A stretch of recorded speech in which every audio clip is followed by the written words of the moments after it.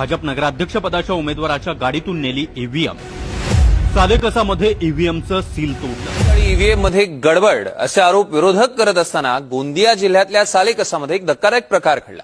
2 डिसेंबरला मतदान झाल्यानंतर ते ईव्हीएम चक्क भाजप नगराध्यक्षपदाच्या उमेदवाराच्या गाडीतनं नेण्यात आलं। एवढंच नाहीये, ईव्हीएम स्ट्रॉंग रूम मध्ये ठेवल्यानंतर निवडणूक अधिकाऱ्यांनी त्याचं सील तोडलं।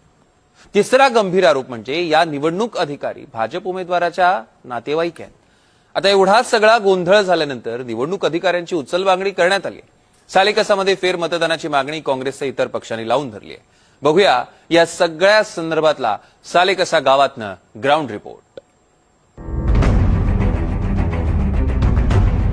सालेकसामध्ये ईव्हीएमचं सील तोडलं। भाजप नगराध्यक्षपदाच्या उमेदवाराच्या गाडीतून नेली ईव्हीएम। सर्वपक्षीय कार्यकर्त्यांनी निवडणूक अधिकाऱ्यांना घेरलं, विचारला जाब। सालेकसामध्ये फेरमतदानाची मागणी।